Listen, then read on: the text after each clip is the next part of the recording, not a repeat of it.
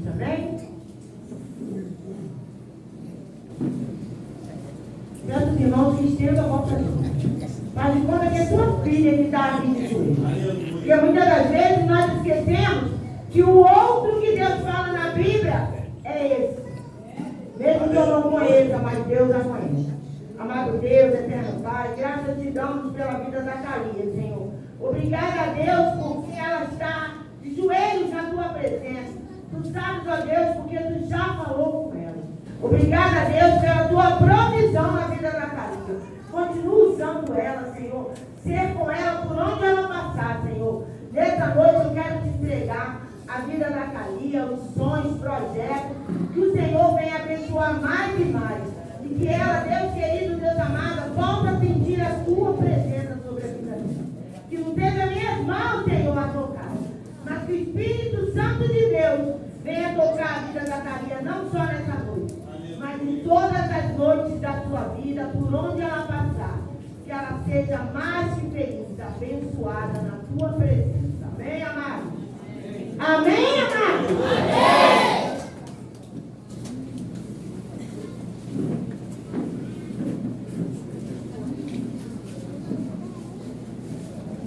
Cumprimento os irmãos com paz, Senhor. Amém.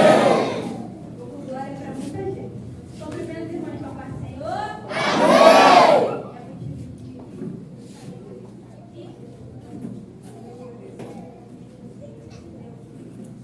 Cara,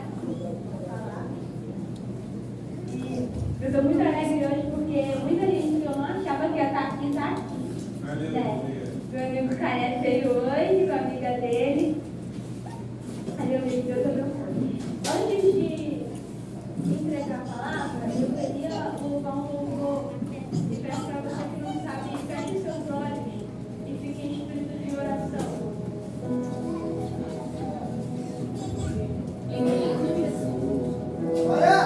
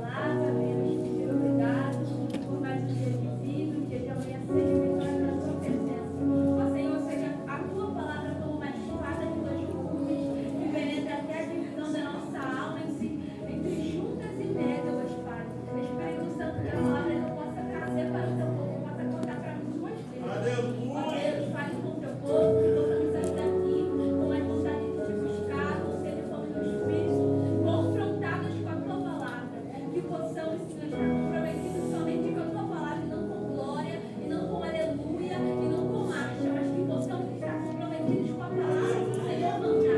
Que possamos trabalhar de uma forma diferenciada. Fala com o seu povo. Prisão e livramento de Pedro. E por aquele mesmo tempo, o rei Herodes estendeu as mãos sobre alguns da igreja para os maltratar, e matou a espada Tiago, irmão de João. E vendo que isso agradara aos judeus, continuou mandando prender também a Pedro. E eram os dias dos pães sem fermento. E havendo-o prendido, encerrou na prisão, entregando-o a 4 quaternos de soldados, para que o guardassem, querendo apresentá-lo ao povo depois da Páscoa. Pedro, pois, era guardado na prisão, mas a igreja fazia contínua oração por ele a Deus. Novamente, Pedro, pois, era guardado na prisão, mas a igreja fazia contínua oração. Oh, aleluia! Pode se assentar em nome de Jesus. Glória a Deus.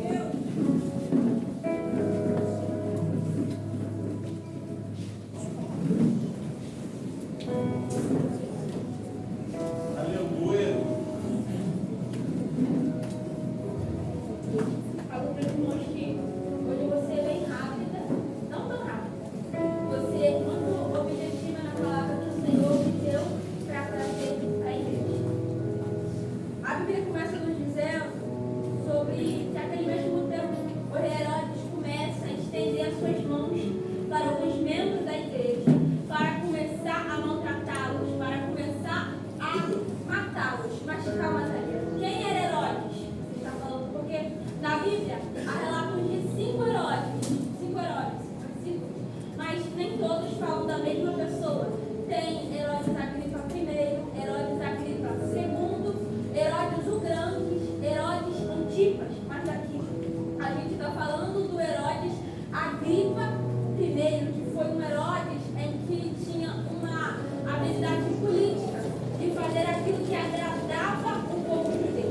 Esse Herodes foi um Herodes que estendeu a mão sobre a igreja para maltratar. Ou seja, Herodes, esse aqui que a gente acabou de ler, é um Herodes que prendia e perseguia os cristãos. Então Herodes, ele começa a matar a espada Tiago, porque ele viu que isso estava agradando os judeus. Então ele começa a matar Tiago, o discípulo amado, a qual era um dos mais próximos de Jesus, que era Pedro, Tiago e João. Então ele manda prender Tiago, que foi o primeiro a morrer no Evangelho, por amor a Cristo, sem negar a sua fé. E depois, Herodes viu que isso estava agradando o povo, viu que isso estava alegrando o povo, e mandou prender também a Pedro. Mas calma, quem era Pedro? Pedro foi um dos 12 discípulos, como todos sabemos, e Pedro foi um dos 3 mais próximos de Jesus. Mas quando falamos de Pedro, todos achamos que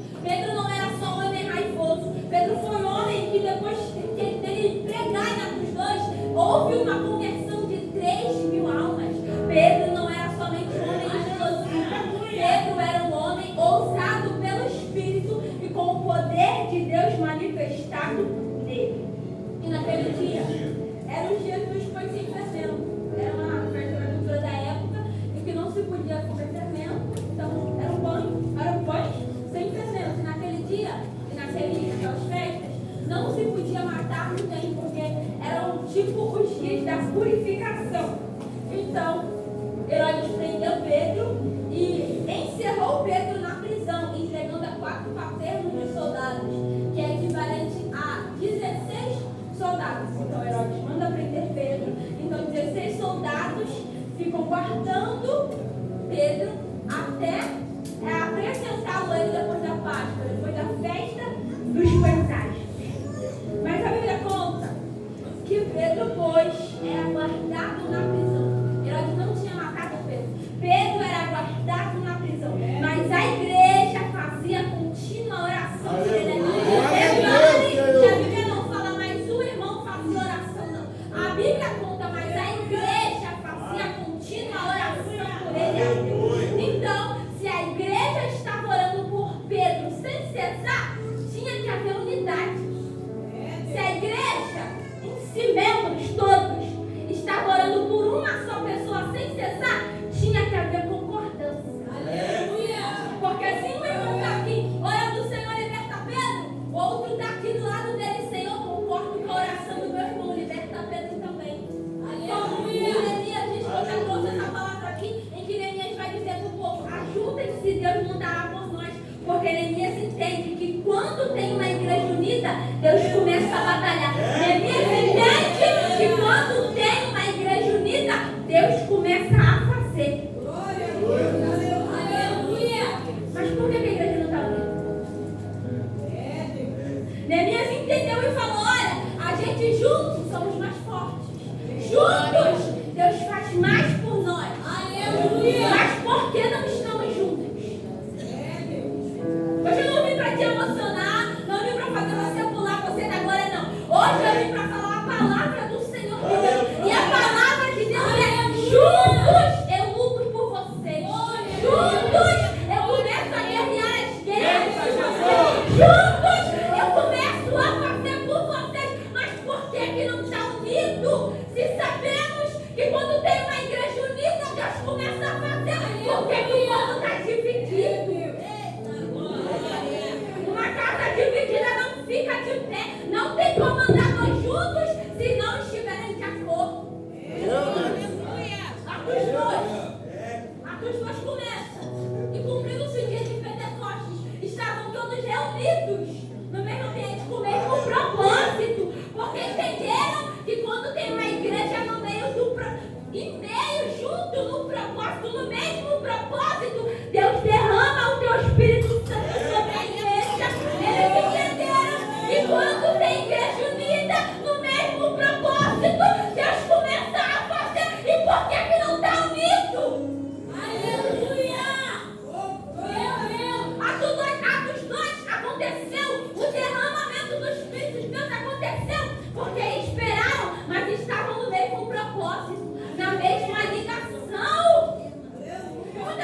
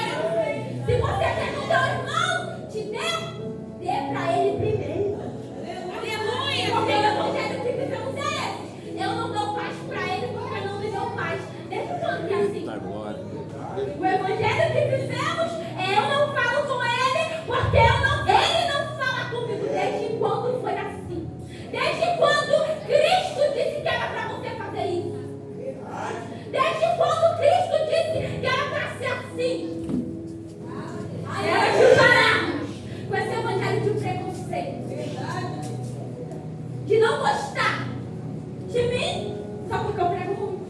Eu não sou melhor que ninguém, todos somos iguais. De não gostar do Fábio, porque ele fica pela oportunidade toda hora, é dança, é tudo. Né? Hora de pararmos com essa maneira de preconceito e aprendermos a viver em unidade. Porque através da unidade Deus faz. Através da unidade Deus luta. Através da unidade o diabo não tem como ficar de pé diante de uma igreja unida. Aleluia, Senhor, glória! Muitas das vezes, eu nem ia dizer, a gente até diz: Senhor, guerreia minhas guerras. Mas como que o Senhor vai guerrear contra o seu próprio povo? Porque a gente tem mais guerra contra o irmão do que pelo diabo. Aí a gente fica: Senhor, guerreia, Senhor, faz. Deus está dizendo: como que eu faço contra o meu próprio povo? Não tem como Deus guerrear contra o seu próprio povo. Não tem como Deus dar vitória com o povo desunido. Chegou a hora de pararmos de viver em um evangelho de preconceitos e começarmos a viver em unidade.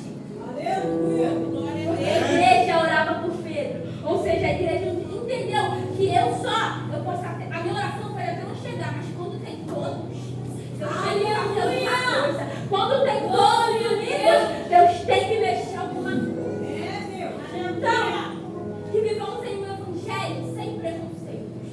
É que Hebreus 12:2 fala: sem que eu faça constante a santificação, sem qual ninguém verá a Deus. Não é paz só comigo, não é paz só com a Karen, não é paz com o Flávio, não é paz com a minha mãe, não é paz com a Ana Júlia, não é paz com o Pedro, não. É paz com todos.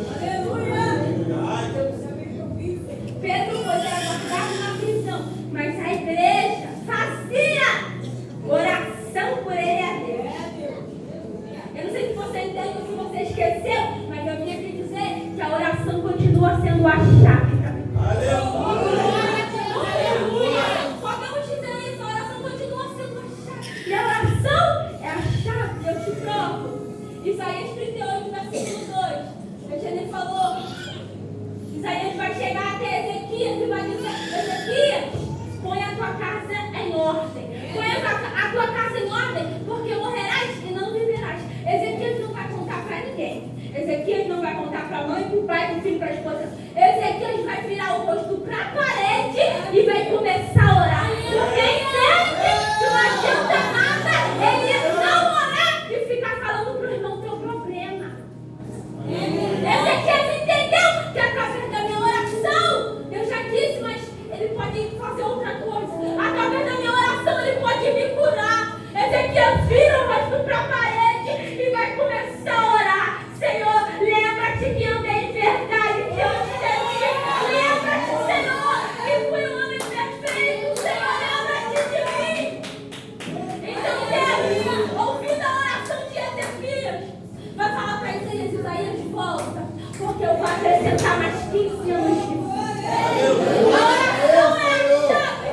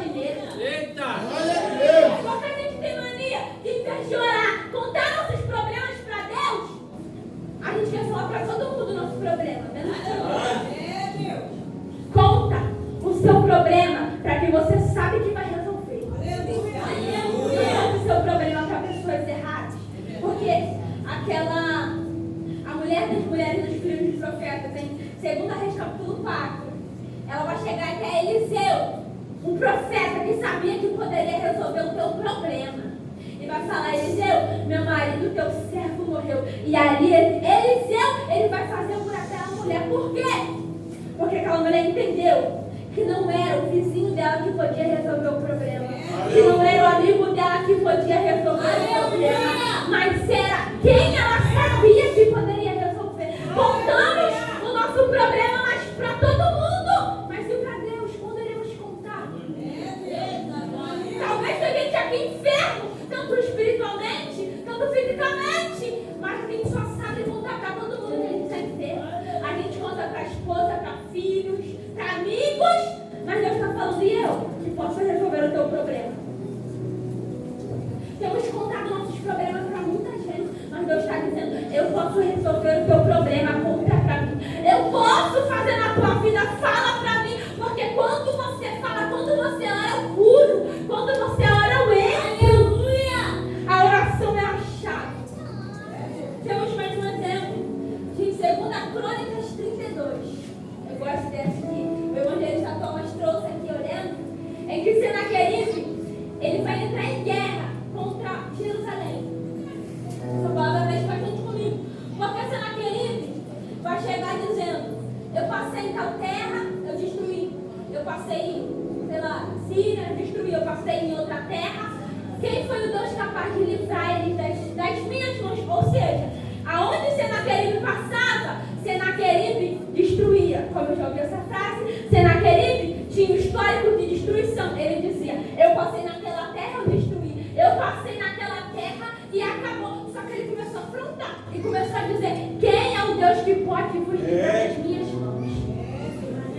Olha só, eu não sei qual é o histórico do inimigo lá dentro da tua casa, mas eu quero te dizer: quando você é mulher e homem de oração, pare em você. Talvez o histórico do inimigo é: eu passei ali, acabou. Eu passei ali, não tem mais casamento. Eu passei ali, virou um drogado. Eu passei ali, tá bebendo. Eu passei ali, agora tem um espírito de prostituição. Mas olha aqui, esse histórico vai parar em você. Não vai ser repetido esse histórico. Não vai ser repetido. Vai parar em você.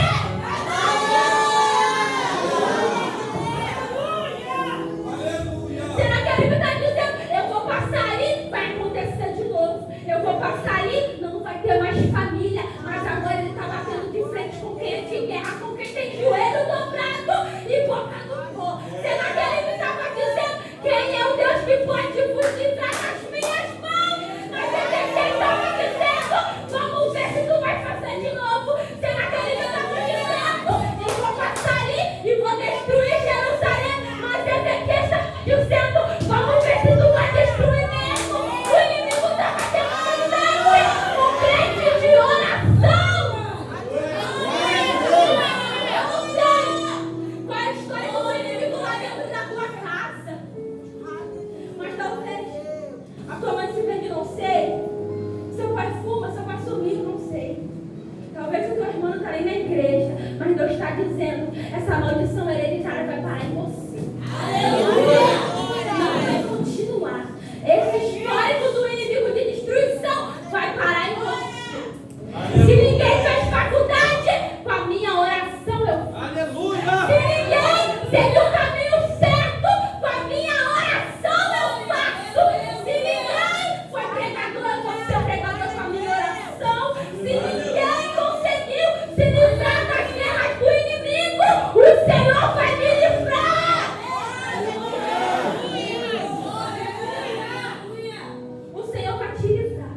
Quando tem crente de oração, tem livramento. Davi era um homem segundo o coração de Deus. Davi, ele vai chegar até Golias, um homem que causava afronta e amedrontava o exército de Israel. Ele vai chegar até Saul, e vai dizer assim: Saul, o Senhor já me livrou das garras do leão e do urso, e me livrará da mão desse filisteu incircunciso. Davi estava dizendo: ô Saul, o Senhor já me livrou lá no pasto. O que é esse vale perto do livramento do meu Deus? O Senhor vai te livrar. Não adianta, o Senhor livra quem é de oração.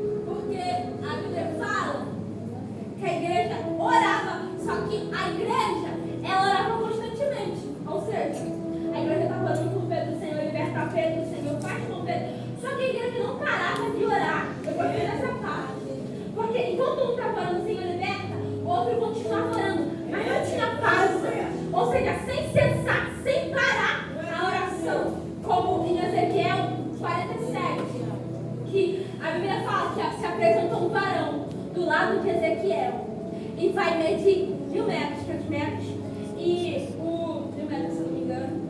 O varão vai medir 500 metros e vai fazer Ezequiel passar pelas águas, mas as águas só davam até o joelho. O varão vai medir mais 1.000 metros e vai fazer Ezequiel passar pelas águas. E Ezequiel vai dizer: as águas me davam pelos lombos. E Ezequiel vai passar, que o varão vai medir mais 500 metros. E Ezequiel vai dizer: as águas me davam pela cintura. O varão vai medir mais 500 metros. E as águas já estavam dando aqui. E só que quando ele passou, era um ribeiro que ele não podia passar. Mas tu reparou que enquanto Ezequiel estava andando por essa profundidade, andando por 1.000 metros, até o pé, até o joelho, até a cintura, o varão nunca falou para Ezequiel parar. Aleluia! E quantas vezes a gente tem se conformado com o nível da nossa intimidade? Tá até o joelho, estou orando 40 minutos, tá bom. Mas desde quando Deus falou para você parar de orar? Tá orando 40, Deus está falando, ora 1 hora. Tá orando 1 hora, multiplica a hora 2 horas. Não se conforme com o nível da tua oração. Tá orando? Pode orar mais. Tá buscando? Pode buscar mais. O varão não quer que você pare de se movimentar. Não se conforme com uma intimidade só temente os joelhos. Não se conforme com uma intimidade só temente até a cintura.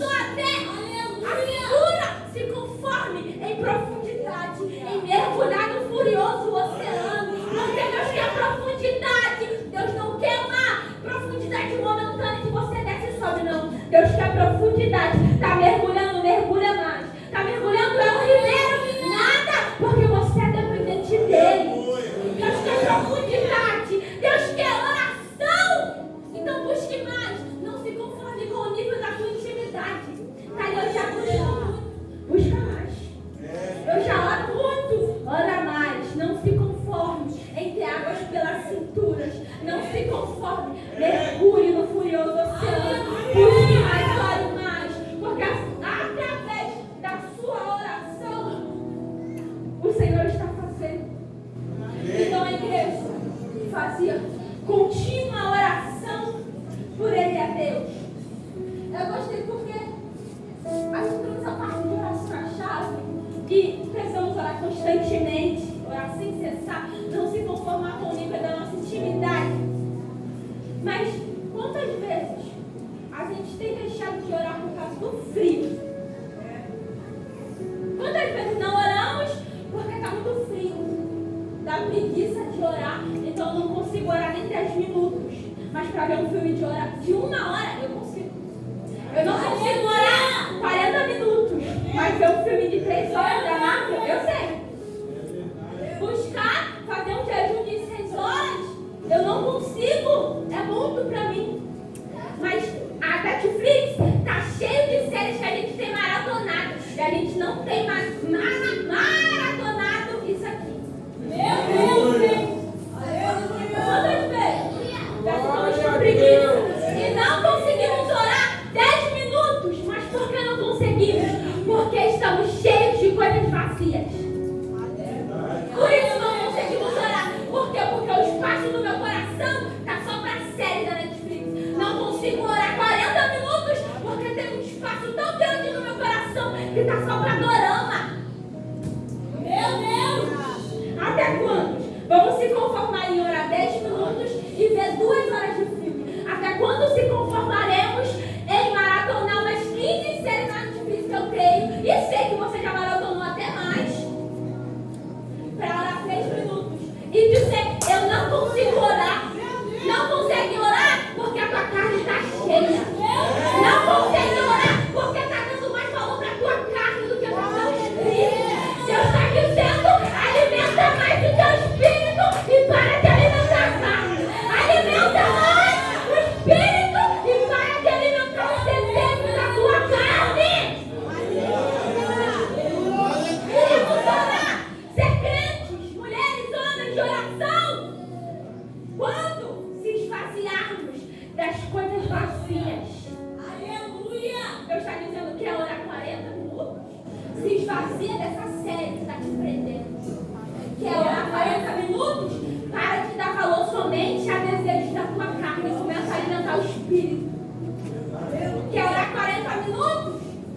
de perder teu tempo com a mensagem que não é para fazer e começa a perder o teu tempo vivendo para Jesus.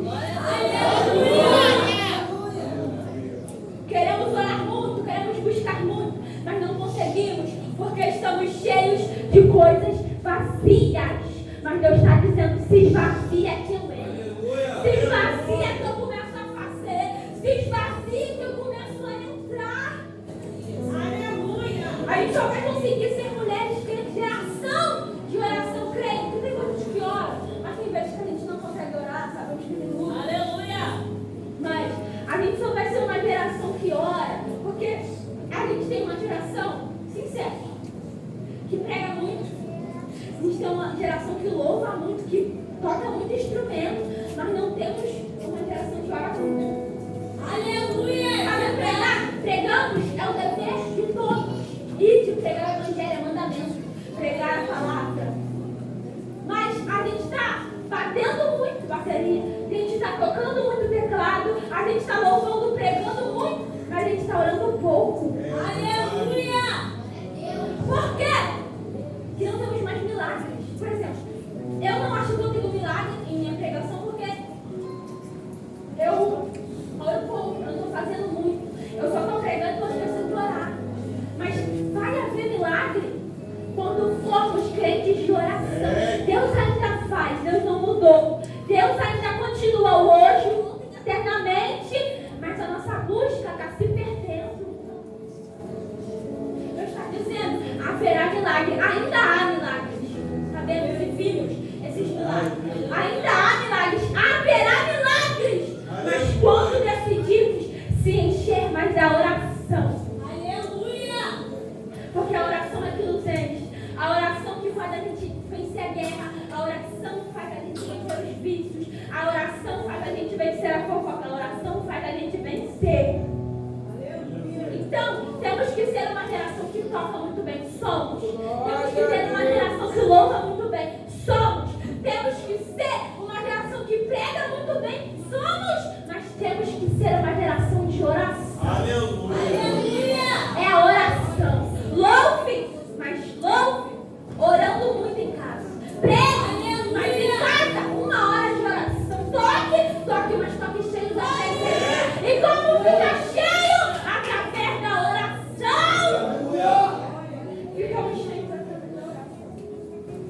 E a Bíblia conta que quando ela estava fazendo Pedro comparecer, naquela mesma noite, Pedro estava dormindo entre 2 soldados, ligado com 2 cadeias, e os guardas dentro da porta guardavam a prisão. Então, no versículo 7, a Bíblia conta que: eis que sobreveio o anjo do Senhor, resplandeceu a luz na prisão. Enquanto a igreja estava orando, o anjo do Senhor estava indo buscar. Aleluia! Ou seja, enquanto a igreja estava orando, Deus estava colocando luz onde há trevas. Enquanto a igreja estava orando, Deus estava indo lá fazer por Pedro. Deixa eu te dizer, a tua oração está fazendo efeito. Eu não sei por que você está orando. Eu não sei por que você deixou de orar. Mas Deus está dizendo: você está orando, não está vendo? Mas eu estou trabalhando no secreto. Está orando, não está vendo? Mas eu estou fazendo. A tua oração está fazendo efeito. Isso me faz lembrar, eu falei quando eu peguei essa palavra da Betel, isso me faz lembrar que minha mãe me acordou de madrugada 1 hora, e a gente começou a orar por um bocado de gente. A gente começou a orar por muita gente que são da igreja e que não são também. A gente começou a orar, e a gente não estava entendendo o que estava acontecendo. A gente estava com o fogo do Espírito para orar naquela madrugada. A gente foi terminar umas 2 horas dentro da palavra e dormimos. E a gente descobriu que quando a gente acordou, as mesmas pessoas que estavam orando, aconteceu que foi carro de polícia, né? Veio um carro de polícia lá na rampinha e começou a dar tiro para quem estava na frente. E quem estava na frente? Todas as pessoas que a gente estava orando. É Deus dizendo: enquanto você ora, eu estou descendo com livramento. Enquanto você ora, eu estou fazendo por você. Enquanto você ora, não está vendo mais eu estou livrando. Enquanto você ora, não está vendo mais eu estou fazendo. Enquanto você ora, eu desço com livramento para o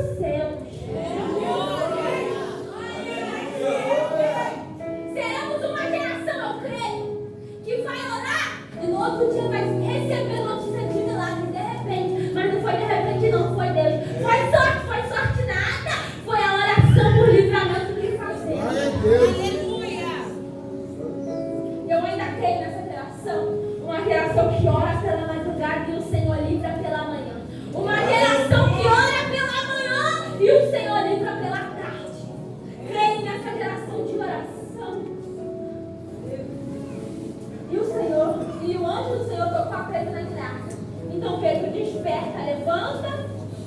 Aí das suas mãos caem as cadeias. Eu gosto dessa parte também, que isso me faz lembrar de Paulo e Silas.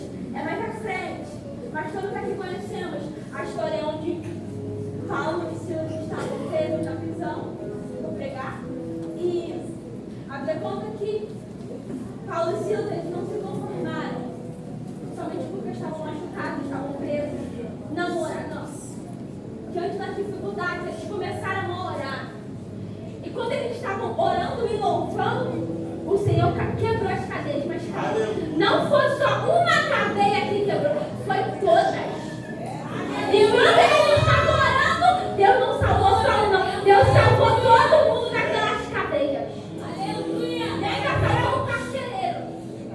É o Senhor dizendo, quando você ora, continue orando, porque a sua oração não vai salvar só uma. A tua oração vai salvar muita gente. Continue orando, porque não é só dois que eu vou salvar. Eu vou salvar 5. Continue orando, porque eu não vou salvar só um. Eu vou salvar mais. Essa é a sua Bíblia. Continue orando, porque a sua oração está fazendo efeito. Então Pedro passa a primeira guarda, chega à porta de fé. E a porta, eu gostei que a Bíblia fala, e a porta se lhes abriu por si mesma. Ou seja, Pedro e o anjo estavam indo até a porta. Não foi necessário o anjo fazer isso aqui, ó. O anjo só passou e a porta aqui. É Deus dizendo, quando você ora, eu abro a porta para você. Quando você ora, eu estou abrindo a porta para você. Mas continue oração. Continue orando, porque eu faço você.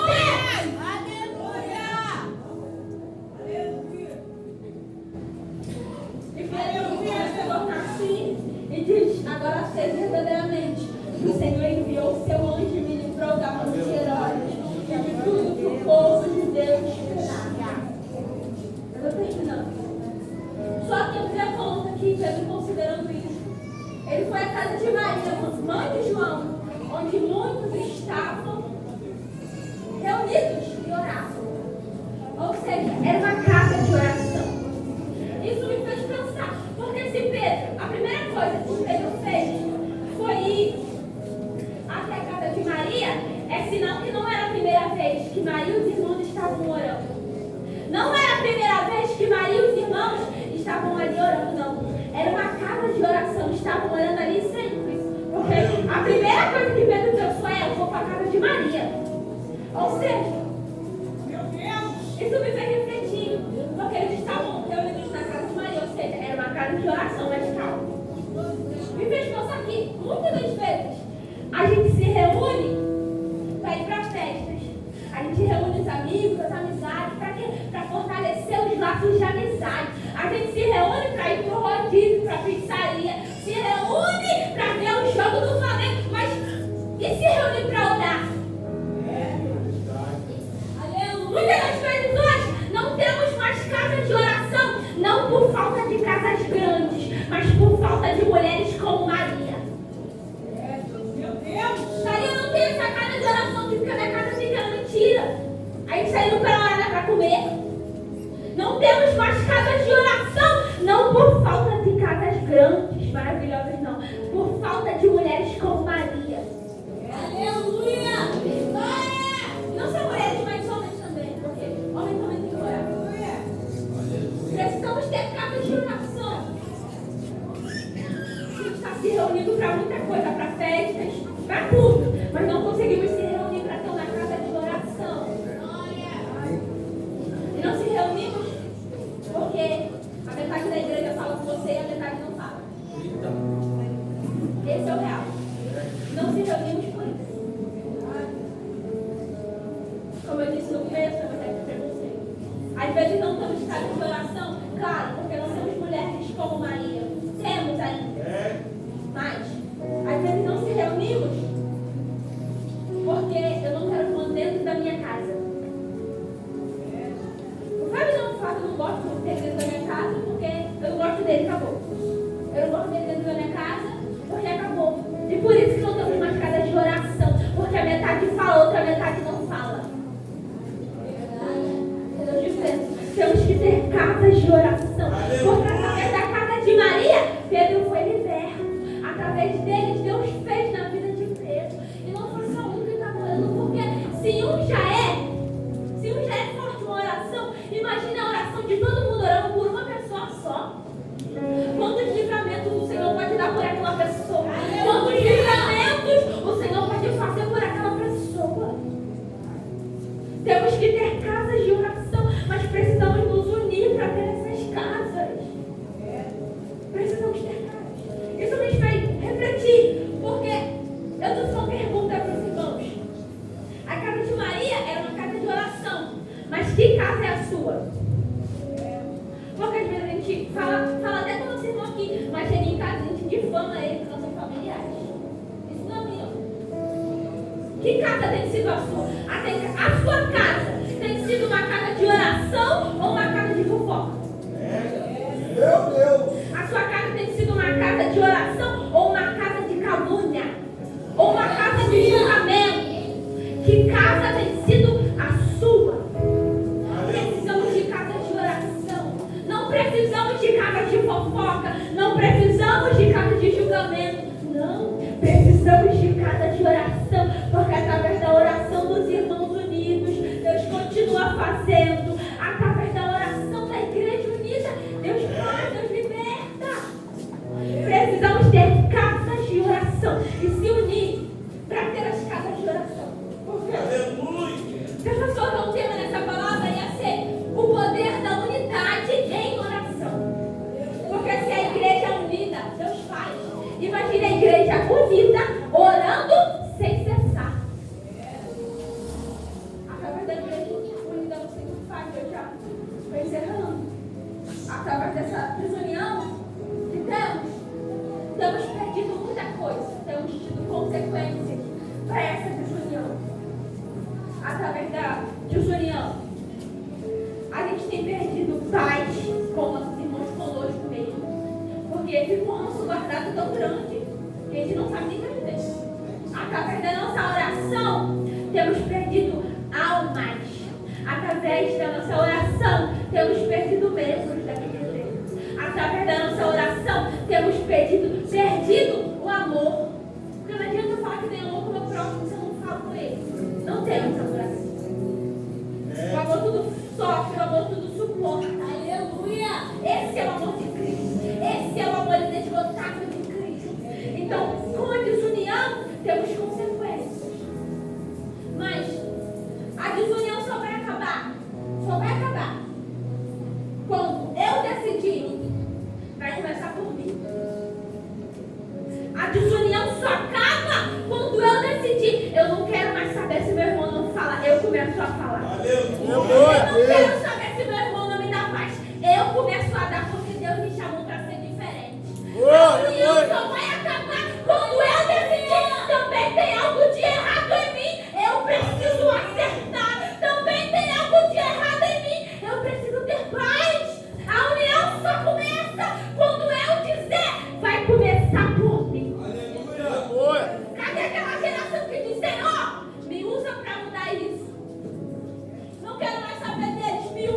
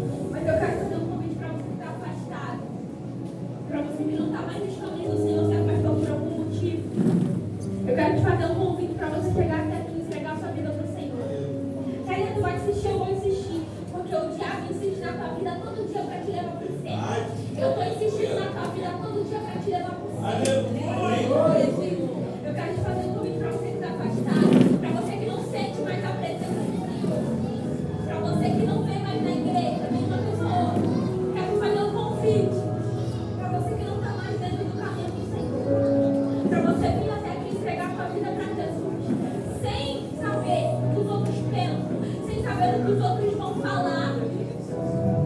Você pode caminhar de entregar a tua vida para Jesus, porque você vai fazer para o Senhor e não para o homem. Oh, aleluia. Toca, Senhor. Aleluia. Glória.